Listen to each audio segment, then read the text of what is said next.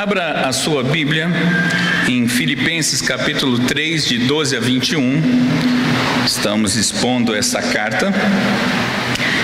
Filipenses 3, de 12 a 21, diz assim a bendita e santa palavra do Senhor. Não que eu tenha já recebido ou já tenha obtido a perfeição, mas prossigo para conquistar aquilo para o que também fui conquistado por Cristo Jesus. Irmãos, quanto a mim, não julgo ao vê-lo alcançado, mas uma coisa faço, esquecendo-me das coisas que para trás fica e avançando para as que diante de mim estão, prossigo para o alvo, para o prêmio da soberana vocação de Deus em Cristo Jesus. Todos, pois, que somos perfeitos, tenhamos este sentimento, e se porventura pensais de outro modo, também isso Deus vos esclarecerá. Todavia, andemos de acordo com o que já alcançamos.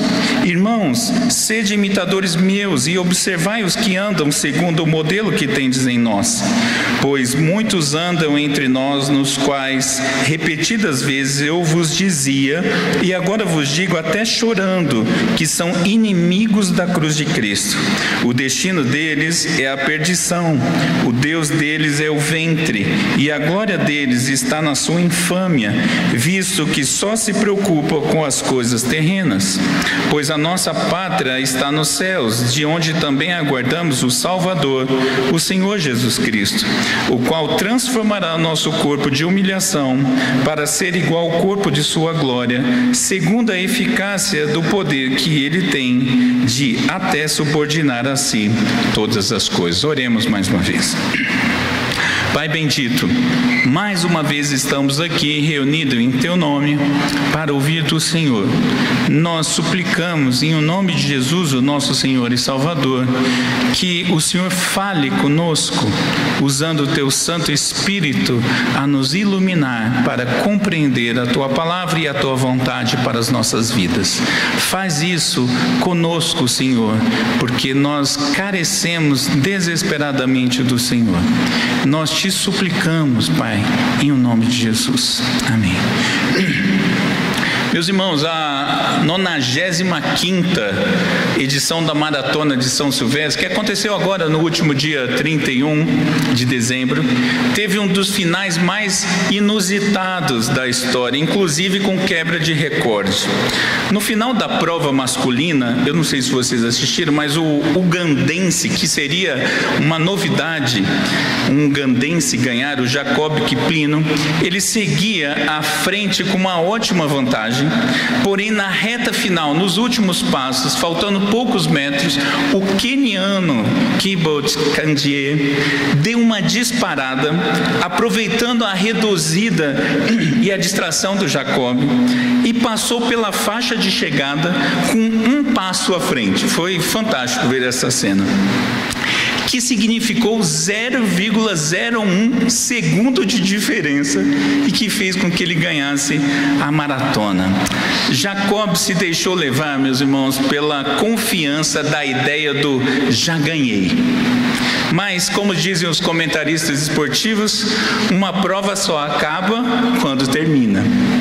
E a grande lição dessa edição da Maratona de São Silvestre foi que nunca se deve relaxar antes de conquistar o objetivo. E eu me lembrei desse ocorrido quando eu estava estudando esse texto dessa noite. Paulo usa o exemplo da maratona olímpica grega aqui nesse texto como argumento, como tese. Só os cidadãos gregos poderiam competir uma prova dessa. E eu vou falar nessa noite sobre a maratona da vida, que só os crentes conseguem correr. E para isso nós vamos observar 3 aspectos. O primeiro aspecto, versículos 12 a 16, trata de termos consciência da corrida. Vamos olhar isso. Em primeiro lugar, nós precisamos ter consciência da nossa realidade pessoal. Paulo começa dizendo mais ou menos assim: eu não sou perfeito ainda, nem me julgo ser perfeito. Ora, isso, meus irmãos, é diferente do que os judaizantes, aqueles que nós estamos vendo ao longo da exposição. Eles se achavam perfeitos, porque afinal de contas eles se diziam cristãos mais elevados, afinal de contas eles praticavam a circuncisão. Ou também os gnósticos que estavam lá no meio, que se diziam muito espirituais, porque eles tinham mentes iluminadas. Esses homens se achavam perfeitos. E Paulo reconheceu então que o chamado do cristão é para buscar o mais alto padrão. Veja comigo em Filipenses mesmo 2,15, Paulo dizendo: para que vos torneis irrepreensíveis e sinceros, filhos de Deus, inculpáveis no meio de uma geração perdida e corrupta. Veja, a perfeição é o nosso padrão, é o que nós devemos buscar. Paulo fala isso também em Efésios 4, de 13 a 16. E o Senhor Jesus falou isso. O Senhor Jesus disse em Mateus 5, 48: seja perfeito como seu Pai Celestial é perfeito. Percebe que esse é um padrão, mas Paulo nunca disse que tinha alcançado a perfeição. Por isso que ele precisa perseguir o objetivo.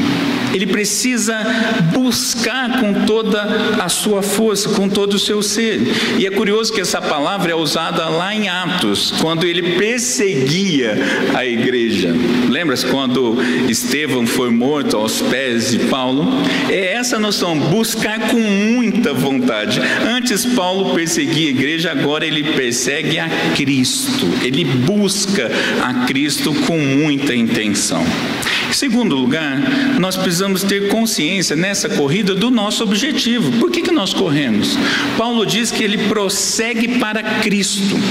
Prosseguir aqui é uma palavra usada para movimento de correr numa prova atlética, ou seja, é aqui que Paulo mostra para nós que ele está usando a maratona para explicar o seu objetivo. Paulo está dizendo: eu corro para Cristo.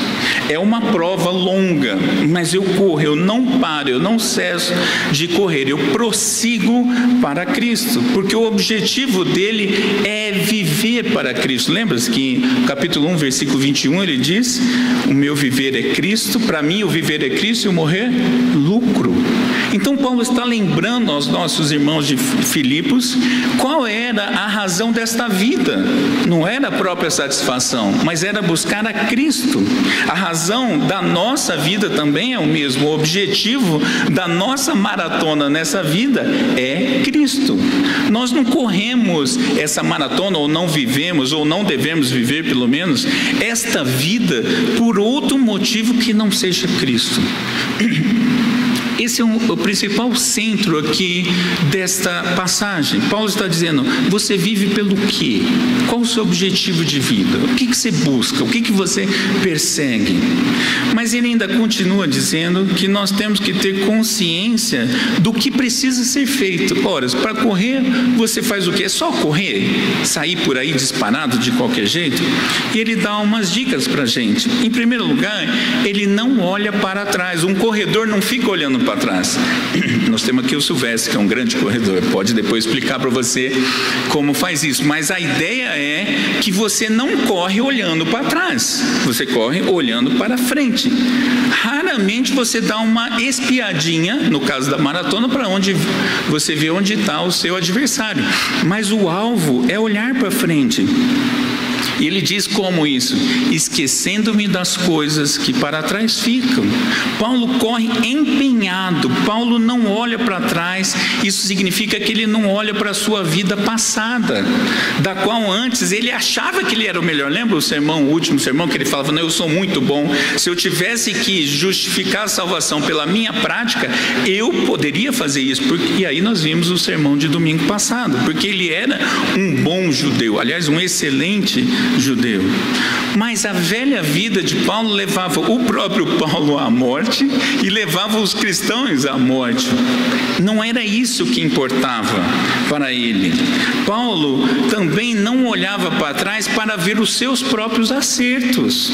É interessante isso, porque Paulo, ele não vivia olhando para os louros que ele tinha conquistado. E louro aqui é aquela coroa que se dá ao final da maratona.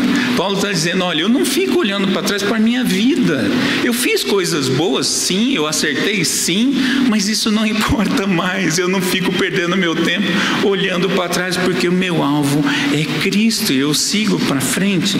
Não dá para descansar, meus irmãos, nas vitórias do passado. Tem muita gente que diz, não, eu sou muito crente, né? Eu sou crente pra caramba, porque eu já fiz isso, eu já fiz aquilo, já fiz aquilo. E ele fica contando essa história o resto da vida e não faz mais nada, porque ele fica estagnado, ele está satisfeito consigo mesmo. Eu já ouvi muita gente falando assim, não, eu já atingi um bom nível de fé.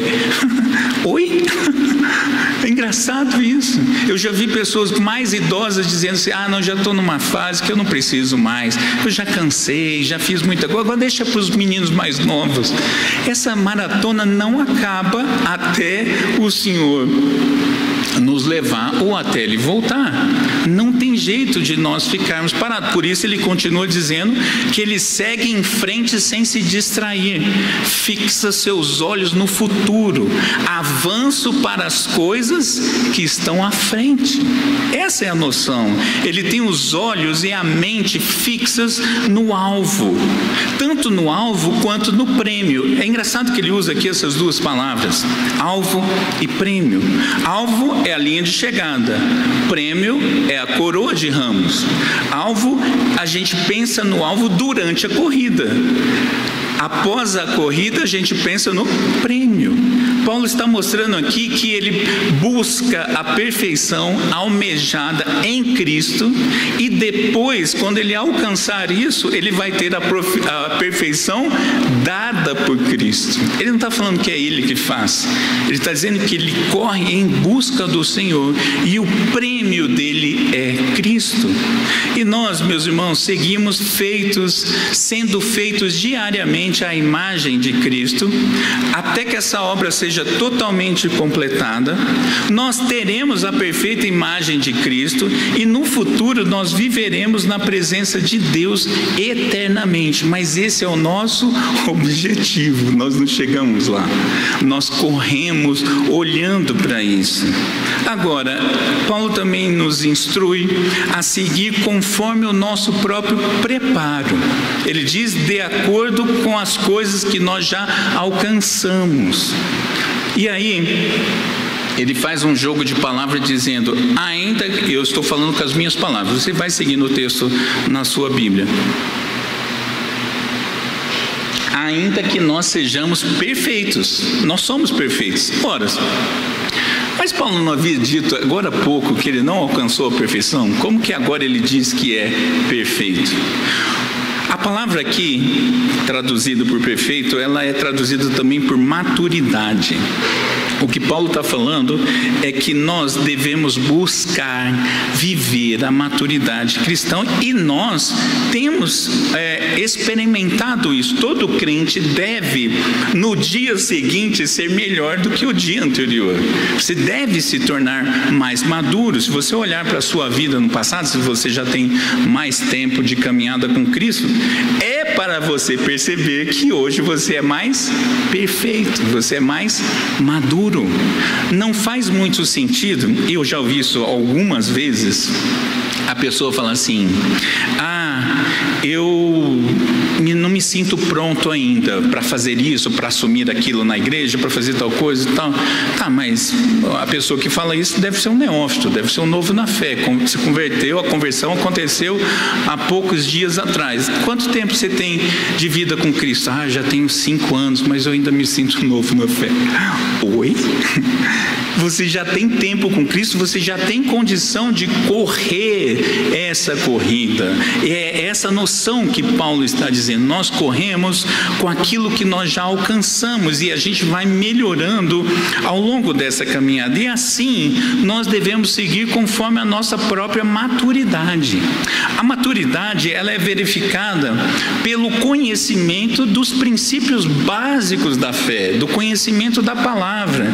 Você não vai buscar naturalmente numa igreja que todos sejam teólogos de altíssimo nível, todos autores de livros de teologia. Não, mas o que você vai buscar em alguém é que essa pessoa seja madura na fé.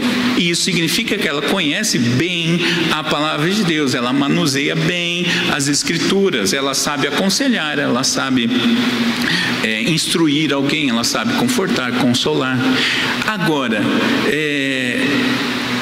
é curioso isso. Nós, esse ano, esse texto mexeu bastante comigo por conta do nosso contexto de Igreja Capital, onde sonhamos, almejamos e trabalhamos para nos organizar no meio do ano. Obviamente que logo nós precisaremos eleger homens para presbítero e diácono. Isso significa que nós devemos olhar gente que está preparada, gente que tem maturidade à luz da palavra de Deus para fazer. Agora, tem pessoas que falam assim: não, eu não sirvo para aconselhar, isso é coisa para presbítero, para pastor.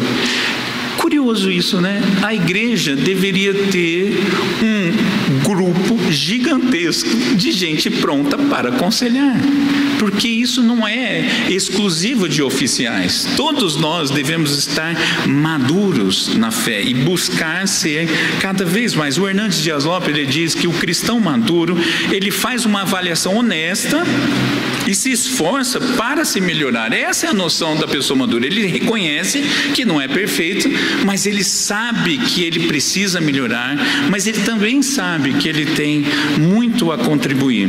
Ainda que nós não tenhamos, meus irmãos, alcançado a maturidade absoluta, como Paulo diz, e nós não chegamos mesmo, né, a isso não deve ser empecilho ou desculpa para a gente não seguir em frente.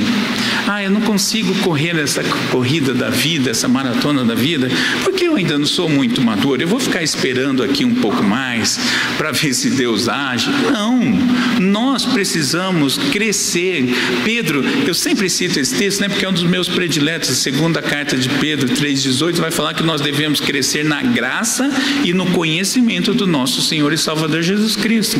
E o tempo ali no grego é um tempo que não existe no português, mas ele se parece muito com o gerúndio, ou seja, crescendo na graça e no conhecimento. Não dá para parar, não dá para satisfazer.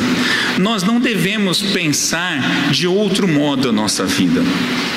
Nós devemos ter um conhecimento comum da palavra de Deus e não interpretações particulares. Paulo está falando: se você pensa isso de outro jeito, o Senhor vai te mostrar. A expectativa de Paulo é que o povo, num tempo oportuno, entenderia as palavras que ele estava anunciando. Então veja, cresça no conhecimento de Cristo. E nós podemos então entender nesse primeiro ponto, meus irmãos, que todos nós fizemos coisas que nos envergonham, que trazem vergonha para nossas vidas, que trazem uma tensão entre o que nós fomos e entre o que nós queremos ser. Eu não sei se você enfrenta isso. Eu queria ser melhor, eu lembro de certas coisas, eu sei que eu preciso corrigir tais coisas, mas nós devemos nos lembrar que a nossa esperança está em Cristo. Você não precisa ficar preso ao seu passado, nem deve ficar preso ao seu passado, nem mesmo pelas boas lembranças. Essa é a instrução. Em vez disso, você deve buscar crescer em Cristo, que é o nosso Senhor e Salvador. Essa é a nossa instrução da palavra de Deus para nós, concentrando o nosso viver sempre no nosso relacionamento com o Senhor. Entenda, você já está perdoado. Cristo já fez essa obra na cruz. Porém, agora você deve viver uma vida de fé e de obediência ao Senhor.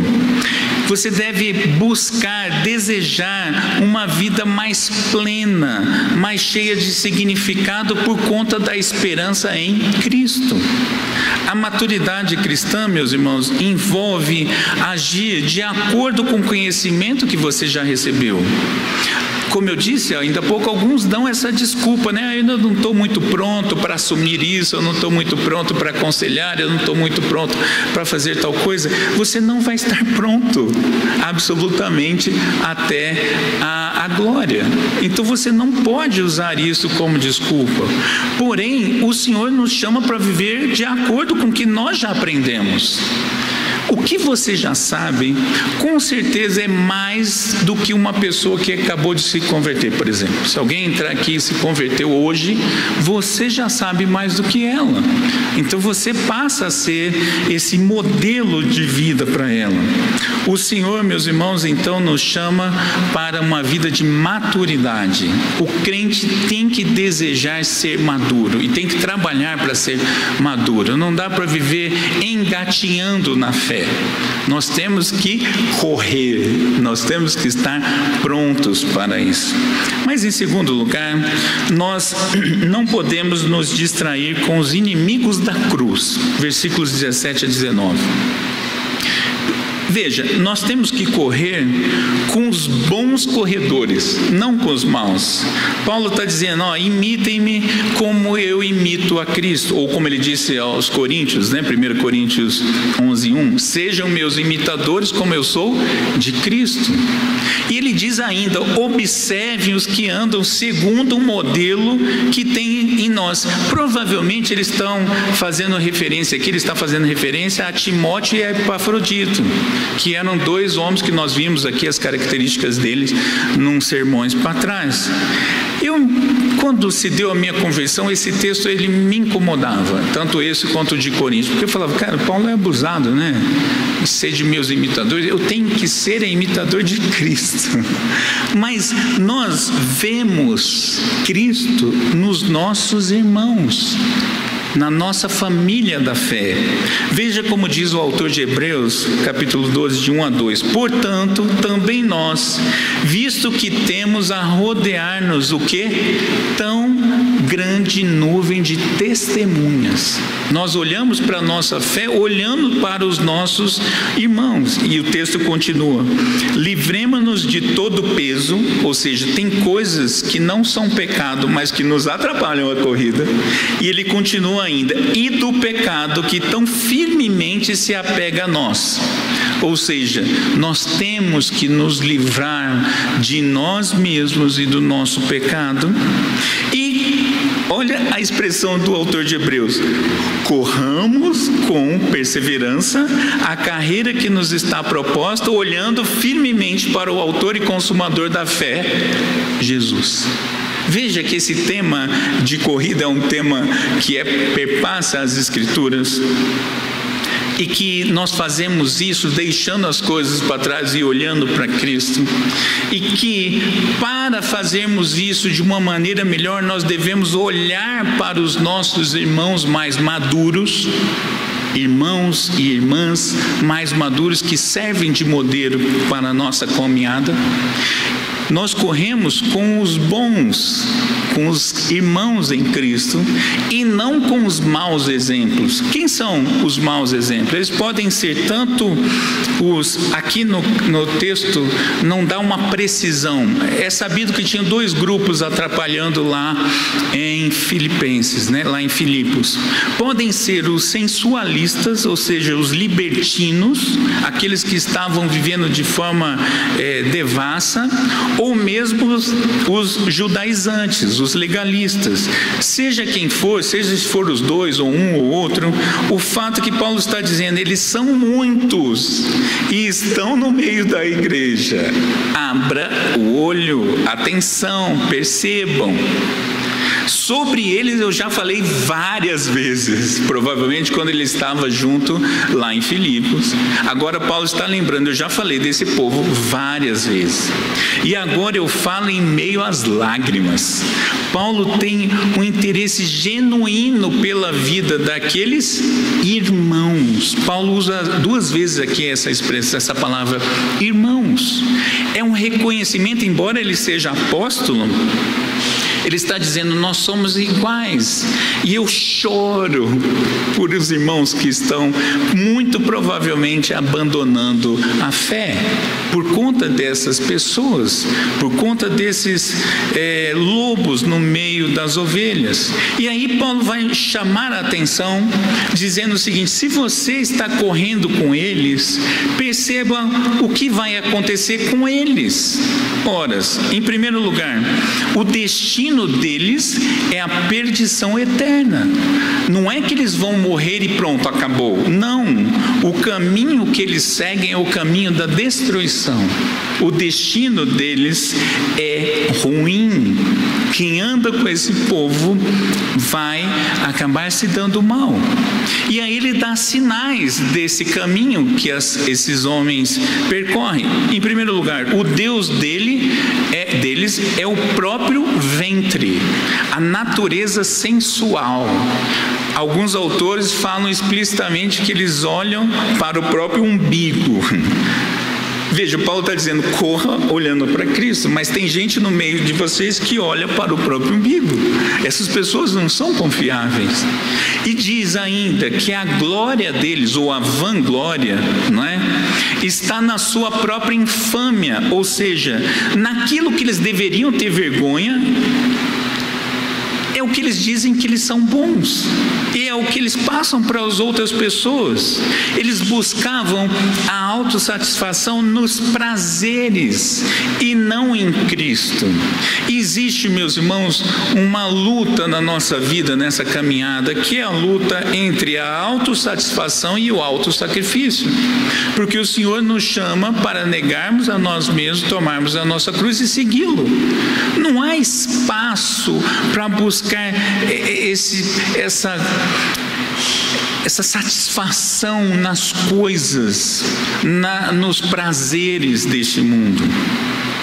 E ele ainda conclui dizendo que esses que estão aí no meio é gente que tem mente terrena. A mente deles está no mundo. Paulo vai fazendo um contraditório interessantíssimo. Ele está dizendo, nós olhamos para Cristo, a nossa mente está em Cristo. Eles olham para baixo, nós olhamos para cima. Não andem com essas pessoas. E aí, essas pessoas são tão ruins, meus irmãos, para o povo de Deus, que Paulo chama de inimigos da cruz de Cristo. Você precisa ter sempre em mente que o nosso ícone, o nosso símbolo, aquilo que deve ajudar a nossa mente, a nossa fé, é a cruz. Veja, a cruz é tanto o sinal da salvação para nós, porque foi nela que Cristo deu a sua vida para que nós tivéssemos vida, mas a cruz também é o sinal da vida do crente. É sinal que nós constantemente estamos sacrificando a nossa vida para correr em busca de Cristo. Não dá para a gente administrar 2 senhores. Ou você serve a Cristo, ou você serve a alguém, a um ídolo, que talvez seja até você mesmo. Então a noção aqui é que Paulo está dizendo, com quem você está correndo? E nós devemos nos perguntar, meus irmãos, o seguinte: eu gasto muito do meu tempo, muito dos meus recursos em esforços que não vão durar para a eternidade? Eu busco prazeres que satisfazem os meus desejos mundanos? O que eu estou buscando? O texto que eu li agora há pouco de Hebreus é curioso, porque ele diz que a gente deve se livrar do peso, e não só dos pecados. Pecados, com certeza, isso é mais fácil de entender. Mas tem coisas que são peso na nossa vida, que atrapalham nos olhar a Cristo, ou seja, coisas que são naturalmente boas. No Antigo Testamento a gente vai perceber que isso é idolatria. Me ocorreu aqui algo que eu preciso dizer. O que está te pesando no seu caminhar com Cristo? Muitas vezes são coisas boas. Por exemplo, casamento. Tem gente tão focada em casar que esquece de Cristo. E outros que se casaram, o cônjuge vira o ídolo. Tem gente que depois que casa, os filhos se tornam ídolos. Essa história é comum, nós vimos isso com Abraão. Tem gente que transforma os filhos em ídolos e esquecem do Senhor. Tem gente que é o trabalho, tem gente que é um hobby. São tantas as coisas que nos distraem. E a noção aqui que Paulo deixa para nós, deixem essas coisas para trás. A noção, meus irmãos, não é apenas de vivermos uma vida templária, uma vida de meditação. Não é isso. O que Paulo está dizendo a noção aqui é de prioridade na vida. Qual a sua prioridade? É Cristo ou não? Não tem outra opção. Então, nós devemos nos concentrar em conhecer a Cristo e viver uma vida pautada em Cristo, neste mundo caído. Porque ou nós somos moldados por Cristo, ou nós somos moldados pelo mundo. Não é aquele texto de nós não sermos conformados pelo mundo? O que é conformado? É igual você vai fazer um bolo. Você quer ele na formato redondo, você põe uma forma redonda. Se quer um bolo quadrado, você põe uma forma quadrada. Você está sendo formado em quê? Em Cristo ou no mundo? Cuidado com as distrações deste mundo. Inclusive, eu abro um parênteses aqui para as pseudo-teologias ou as novidades bíblicas. Como já disseram no passado, eu acho essa frase fantástica. Diz assim: ensinamento novo é simplesmente heresia velha. Tem muita coisa que surge como novidade e que é tão antiga, meus irmãos, que não tem a ver com a palavra de Deus. E ainda há muitos bons exemplos a serem seguidos. Há muitos crentes que nós devemos olhar e termos como modelo.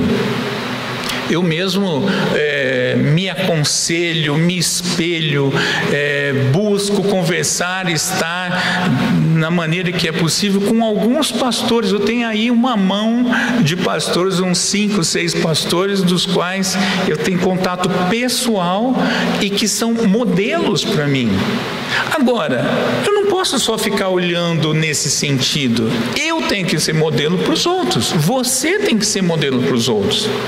Por exemplo, seu casamento é modelo para os outros? É legal quando você escuta, e nós temos que ter essa moral de Paulo de falar: olha, seja meu imitador, como eu sou de Cristo. Você tem que dizer isso, você tem que estar pronto para dizer isso. Isso é um dever nosso. Quando você discipula alguém, você está falando para ele o quê? Anda do mesmo jeito que eu ando, porque eu ando igual Cristo anda. Percebe? É interessante com o passar do tempo, quando você ouve alguém falar assim: nossa, eu olho para você há muito tempo e eu faço o que você faz. Às vezes dá até um susto, né? Você fala: ups, estão me olhando. Mas é isso mesmo. Nós temos que ser bons modelos de crentes. Nós temos que ser pequenos cristos nessa terra. Nós não somos Deus, nós não somos perfeitos, mas nós refletimos a imagem de Cristo neste mundo caído. E em terceiro lugar, em último, nós devemos lembrar qual é o destino do crente. Versículos 20 e 21. Muitas vezes nós esquecemos, meus irmãos. E eu vou citar 3 coisas aqui. Em primeiro lugar, o destino do crente é a pátria celestial, versículo 20. A nossa mente é celestial, ou deve ser. Nós somos neste mundo peregrinos. Veja, quando Paulo está citando isso aqui, é porque os filipenses, eles viviam distante de Roma, provavelmente 1.400 quilômetros, enfim, uma distância muito longa. Mas eles eram considerados uma pequena Roma. Lembra, no primeiro sermão eu citei isso, não é? Os filipenses tinham tanto orgulho de serem romanos, que eles eram uma ilha romana no meio dos estrangeiros.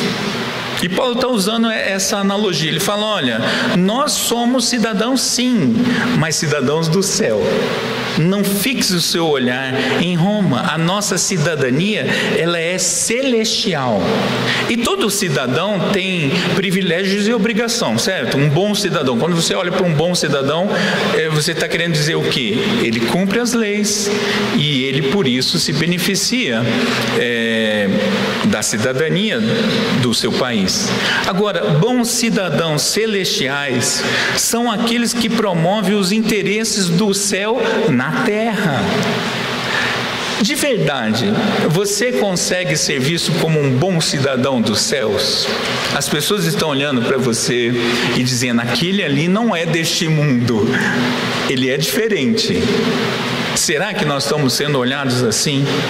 Em segundo lugar, a nossa motivação para buscarmos tudo isso, segundo o texto, é a volta de Jesus. Isso devia animar as nossas vidas. Uma vez eu estava falando com uma moça e eu falei assim, tomara que Cristo volte, eu estou tão esperançoso dele voltar. Ela falou, Deus me livre, pastor, eu não casei ainda. Qual é a motivação? Cristo é mais importante, meus irmãos. É isso que devia arder no nosso coração. E é curioso que essa forma tríplice que Paulo cita sobre Jesus, ela foi usada pelo anjo quando o anjo encontrou os pastores no campo e anunciou que o menino havia nascido. Lucas 2:11. Quando o anjo diz, olha, nasceu um menino, esse menino é o Salvador, o Senhor, o Cristo.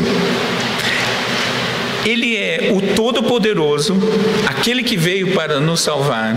Ele é o Deus, ele é a própria pessoa divina na terra, e ele é o prometido, ele é o Cristo. No culto de Natal eu falei isso para as crianças, olha, Cristo não é sobrenome de Jesus, porque muita gente fala Jesus Cristo como se fosse nome e sobrenome. São títulos do Senhor. O Messias, o ungido, o prometido. Esse vai voltar. E Paulo está dizendo, tenham santa expectativa pela volta de Jesus. A sua vida fica outra, a sua corrida fica outra. Quando você corre, lembrando que você não é um cidadão daqui, você é um estrangeiro. E que Jesus vai voltar. Que você está correndo para os braços dele. É a cena do filho pródigo, quando vai voltando e que o pai está no portão. Você devia correr assim a sua vida. Eu estou indo para o meu Senhor. E por último, o resultado. E ele usa um aspecto aqui curioso. Ele mostra que o nosso corpo humilhado, o nosso corpo de humilhação, vai ser transformado num corpo glorificado. Isso para o grego é muita coisa, porque o grego naquele momento da história, ele tinha uma noção de que o corpo é a prisão da alma. Tudo que ele queria é se livrar do corpo. Por isso que ele sacrificava o corpo, por isso que ele maltratava o corpo, não é? Para que a alma fosse elevada. E Paulo está dizendo, não é assim. Vai acontecer a nossa ressurreição no poder de Cristo. Na ressurreição em Cristo, nós temos um destino diferente dos inimigos da cruz. Nós iremos para a nossa morada celestial na presença de Cristo plenamente, corpo e alma. Então veja, você que hoje está sofrendo, você que hoje padece neste corpo caído, padece nesse mundo caído, não se preocupe, na glória isso será diferente. E eu caminho então, meus irmãos, para a conclusão, lembrando sobre esse último ponto, que nós somos peregrinos. Eu queria destacar isso. Essa é uma noção esquecida por uns e até desconhecida de outros.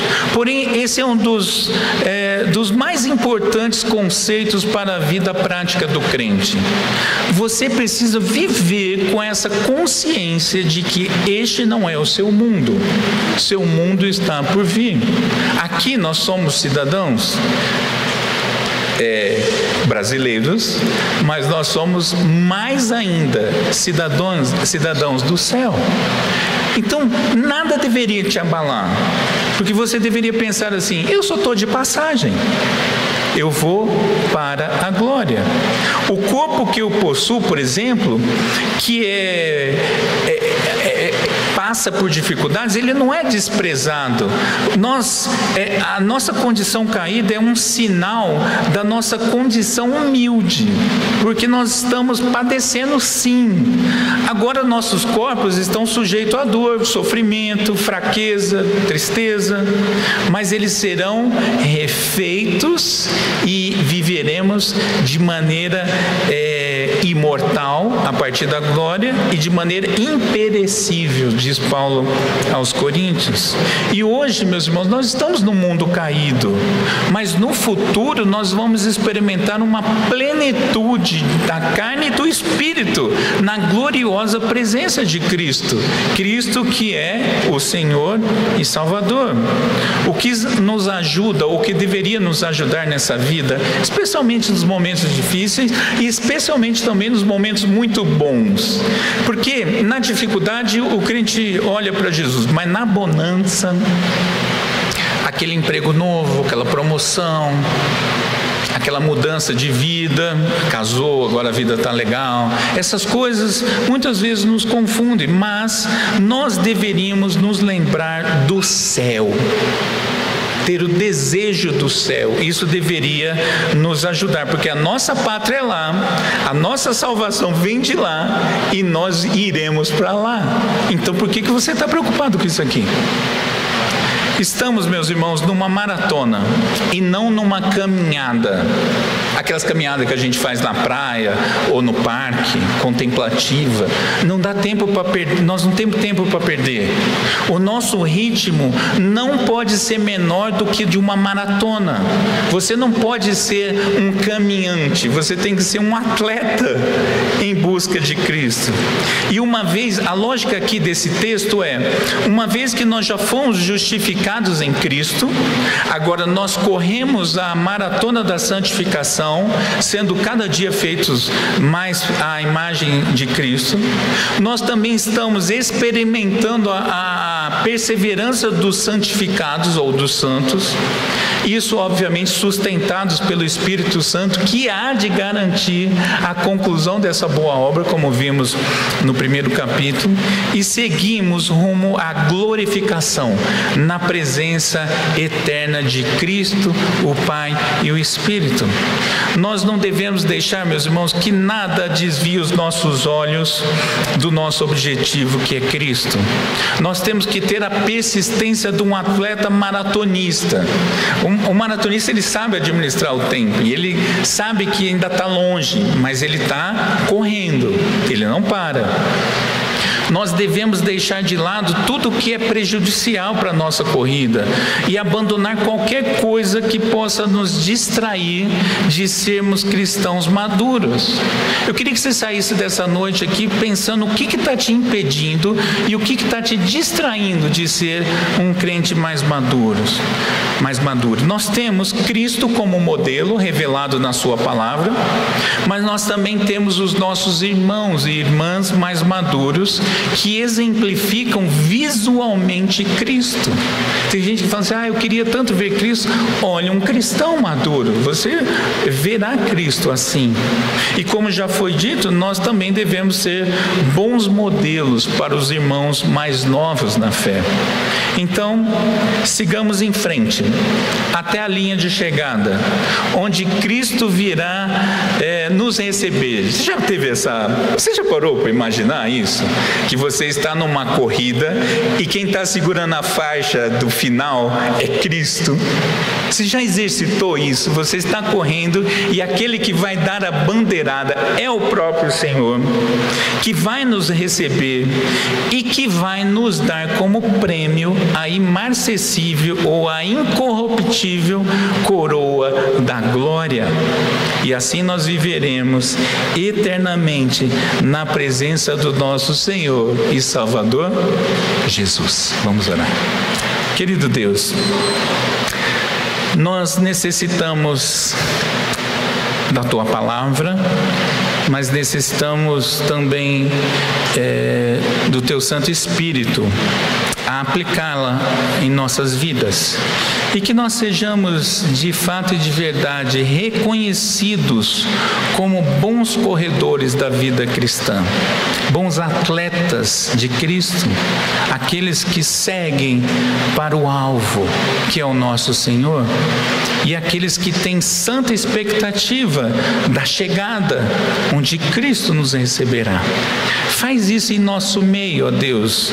Dá que sejamos de fato e de verdade crentes maduros para a glória do Senhor, e que possamos dizer com ousadia do Espírito neste mundo caído aos novos na fé: sejam nossos imitadores, como nós somos imitadores de Cristo. Faz isso, Senhor. Nós te pedimos no nome do nosso Senhor, Salvador e prometido Jesus. Vamos nos pôr em pé e vamos cantar mais uma vez.